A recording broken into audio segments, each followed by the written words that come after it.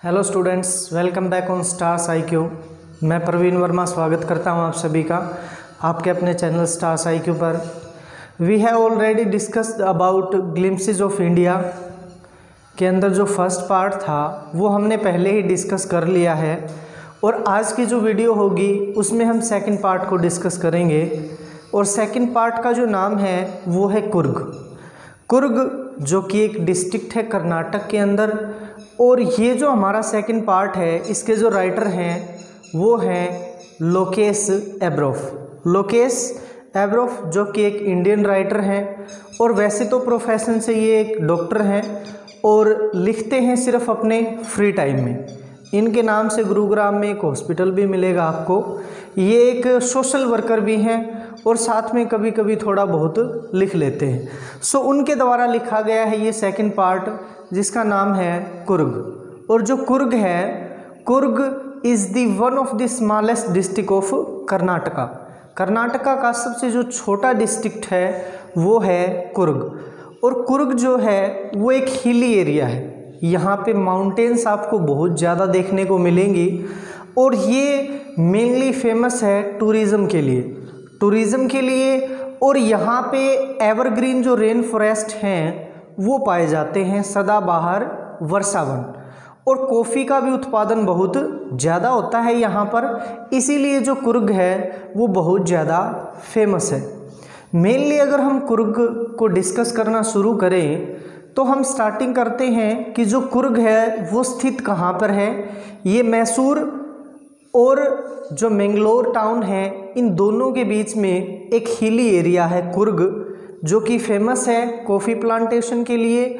और जब भी कोई व्यक्ति सांस लेता है तो उसे काफ़ी अच्छा महसूस होता है क्योंकि हवा के अंदर जो कॉफ़ी है उसकी स्मेल मिल चुकी होती है और सांसों को बहुत ही अच्छा महसूस होता है जब भी हम सांस लेते हैं। सो कुर्ग के अंदर जो व्यक्ति हैं वो कहीं ना कहीं ऐसा माना जाता है कि वो अरबियों के या जो ग्रीक हैं उनके रेसिस से रिलेटेड व्यक्ति हैं।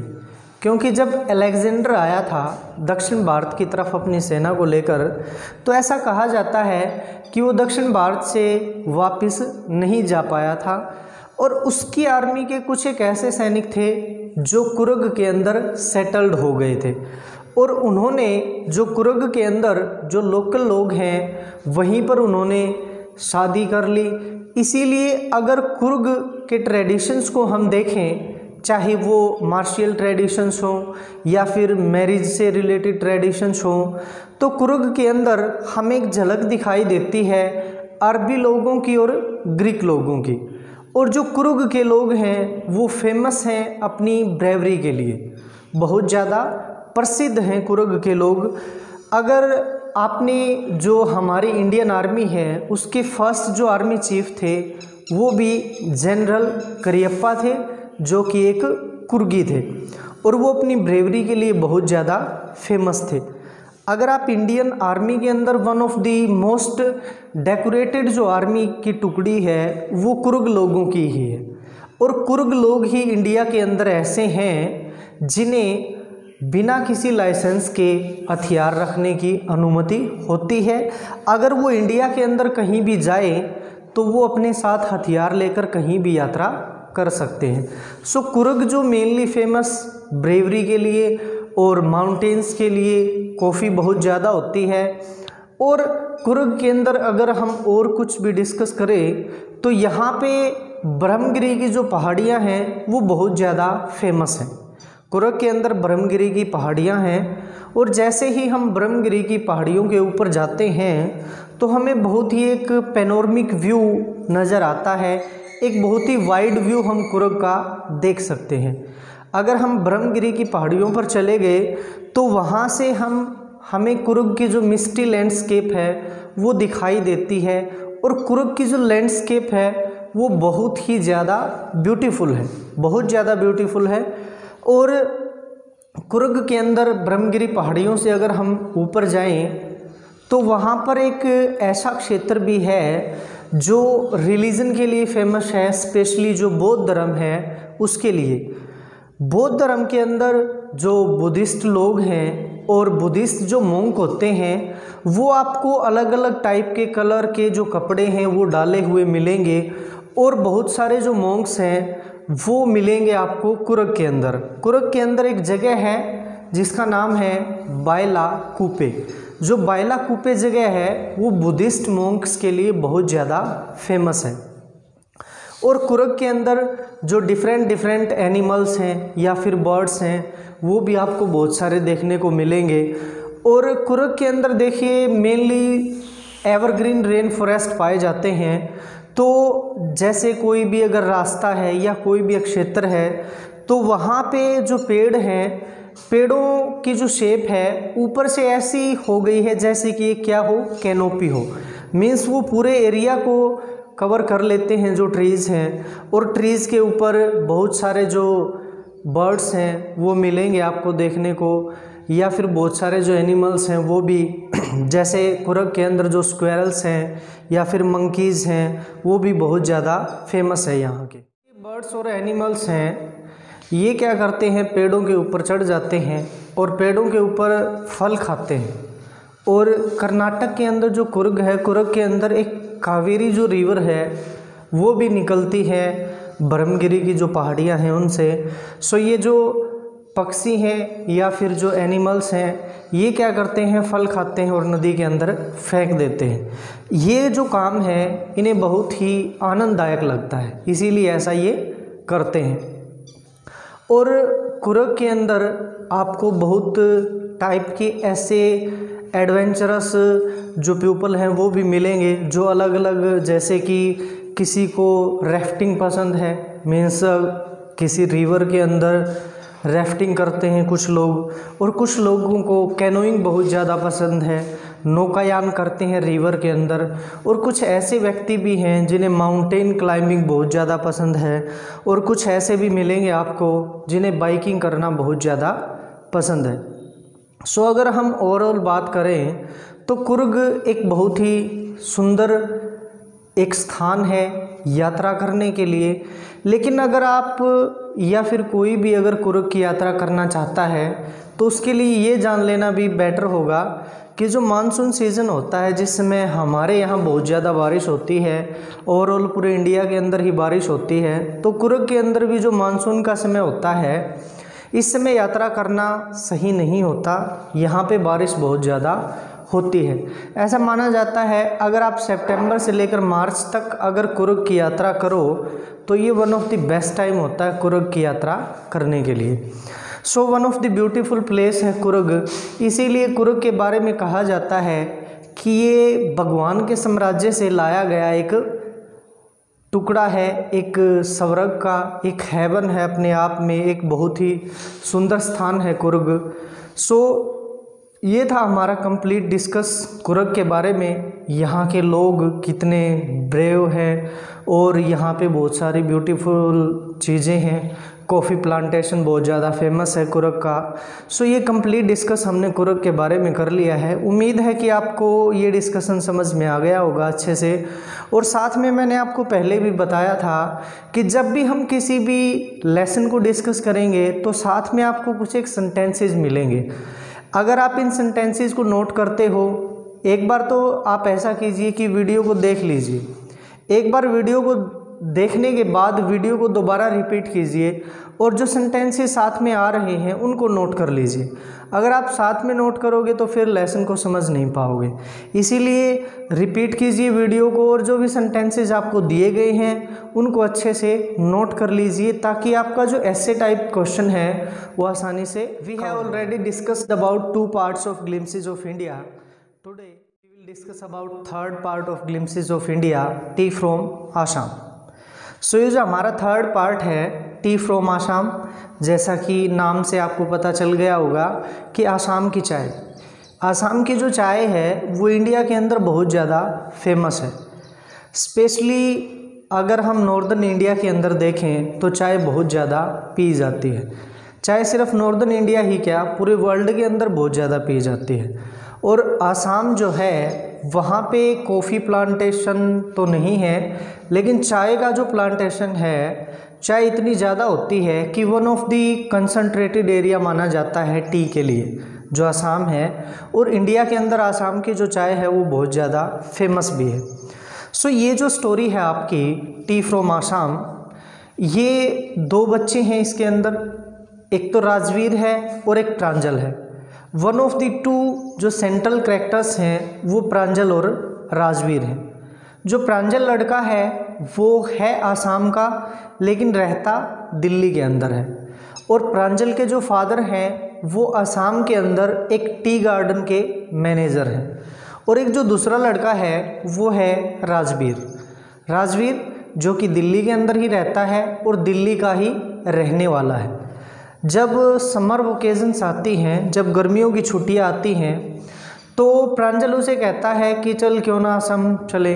तो राजवीर रेडी हो जाता है उसके साथ जाने के लिए आसाम, और दोनों ट्रेन के अंदर बैठ जाते हैं, प्रांजल और राजवीर। और जो प्रांजल के जो फादर हैं वो हमें पता ही है कि वो ड्यूटी कर रहे हैं एट प्रेजेंट आसाम के अंदर। वो भी उनका वेट कर रहे होते हैं।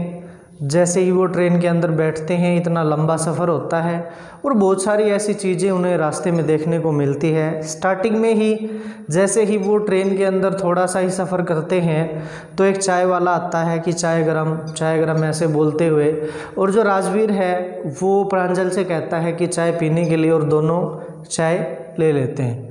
और दोनों को ही जो डिटेक्टिव बुक्स हैं उनका बहुत ज़्यादा शौक़ है।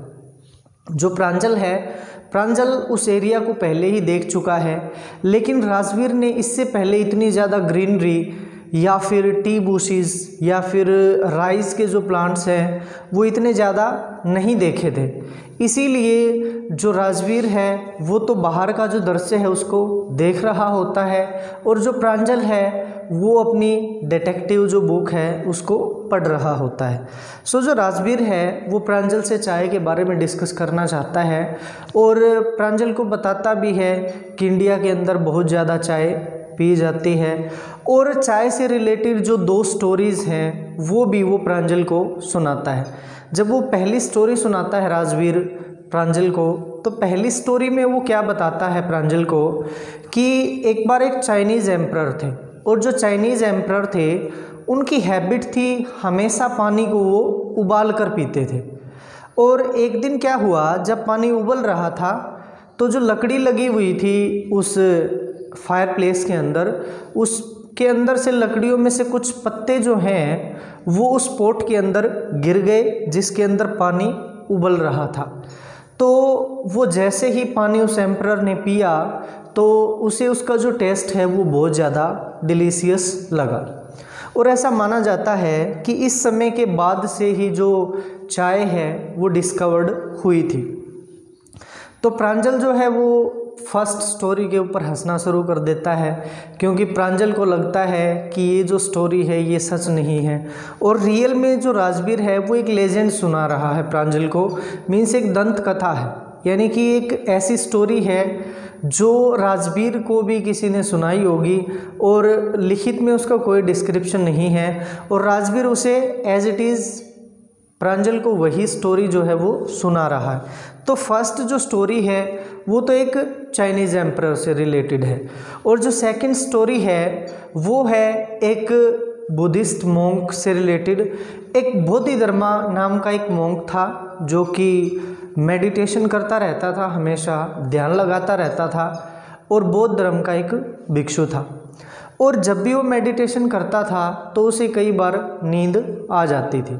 इसीलिए उसने क्या किया, एक दिन अपनी जो पलकें हैं उसने वो काट दी, और जैसे ही उसने पलकें काटी तो ऐसा कहा जाता है कि उसकी पलकों से 10 जो चाय के पौधे हैं वो उग गए थे, और यहीं से जो चाय है उसकी डिस्कवरी हुई। सो 2 जो स्टोरीज़ हैं वो हमने पढ़ ली हैं चाय के बारे में, हम डिस्कस कर चुके हैं कि चाय के बारे में 2 जो स्टोरियां हैं वो प्रचलित हैं, और इन 2 स्टोरियों के अंदर ही हमारा जो लेसन है वो आगे बढ़ता है। फिर जो प्रांजल और राजवीर हैं वो आसाम के अंदर पहुंच जाते हैं और उनके जो फादर हैं वो उनका प्लेटफॉर्म के ऊपर इंतज़ार कर रहे होते हैं। वो गाड़ी में बैठाकर उन दोनों बच्चों को अपने साथ ले जाते हैं। तो वहाँ पे बहुत सारी ऐसी जो इमारतें हैं वो दिखाई देती हैं राजवीर को, और राजवीर को जो प्रांजल के फादर हैं वो बताते हैं कि ये चाय के बागान हैं, यहाँ पर असम के अंदर बहुत बड़े बड़े बागान हैं। तो अपने जो इन्फॉर्मेशंस हैं उनको राजवीर भी शेयर करता है प्रांजल के फादर के साथ, क्योंकि राजवीर ने आसाम की यात्रा करने से पहले जो चाय है उसके बारे में बहुत सारी जो इन्फॉर्मेशंस हैं उनको कलेक्ट कर लिया था। और जैसे ही वो आगे बढ़ते जाते हैं, गाड़ी के अंदर बैठे हुए हैं, वो देखते हैं कि जो महिलाएं हैं उनकी बैक के ऊपर एक टोकरी है और हाथों के अंदर उन्होंने एप्रन मीन्स ग्लव्स पहन रखे हैं, जिनसे वो चाय की जो पत्तियां हैं उनको, जो पत्ते होते हैं उनको चुन रही होती हैं। और ये सेकंड टाइम होता है, क्योंकि फर्स्ट टाइम जो लीव्स हैं उनको ऑलरेडी तोड़ा जा चुका था। और राजवीर कहता है प्रांजल के फादर से कि इस समय जो पत्तियां होती हैं ये सबसे ज़्यादा बेनिफिशियल होती हैं, इनके अंदर चाय जो है वो सबसे ज़्यादा होती है। और इसी बात के ऊपर जो प्रांजल के फादर हैं वो राजवीर से कहते हैं कि लगता है कि तुम ये जो स्टोरी है यानी कि जो चाय है उसके बारे में पहले ही बहुत सारी जो इन्फॉर्मेशंस हैं उनको कलेक्ट करके लेके आए हो। फिर राजवीर जो अपनी कुछ और भी जो इन्फॉर्मेशंस हैं वो शेयर करता है, बताता है कि जो चाय है वो लगभग 2700 BC के अंदर चाइना के अंदर आई थी, और लगभग 17th जो सेंचुरी थी उसके अंदर जो चाय है वो लगभग यूरोप के अंदर फैल गई थी। और वहीं से फिर ओवरऑल पूरे वर्ल्ड के अंदर जो चाय है वो फैल गई वहीं से, और फिर धीरे धीरे जो लोग हैं वो लगभग पूरा वर्ल्ड जो है वो चाय पीता है। अगर हम दो वर्डों को देखें, चाय और चीनी, ये दोनों जो वर्ड्स हैं वो भी हमें कैसे लगते हैं, चाइनीज से वर्ड लगते हैं। सो ये जो स्टोरी थी वो थी कम्प्लीटली चाय के बारे में। और इंडिया के अंदर भी बहुत सारा उत्पादन होता है चाय का, और आसाम के अंदर ही भारत में सबसे ज़्यादा चाय होती है। उम्मीद है कि आपको ये जो पार्ट है ग्लिम्पसेस ऑफ इंडिया का थर्ड पार्ट, ये आपको अच्छे से समझ में आ गया होगा। और मैंने जैसा कि आपको पहले भी बताया था कि जो भी सेंटेंसेस आपको वीडियो के साथ में मिल रहे हैं लिखे हुए, उनको प्लीज़ नोट कर लीजिए, आपका एक ऐसे टाइप क्वेश्चन आसानी से कवर हो जाएगा। सो ये था हमारा थर्ड पार्ट। आई होप कि आपको वीडियो के अंदर जो भी डिस्कशन था वो अच्छे से समझ में आ गया होगा, और आप ये जो स्टोरी है, ये जो थर्ड पार्ट था हमारा, इसको आसानी से कवर कर पाओगे। Keep watching stars IQ। Thanks for watching my videos.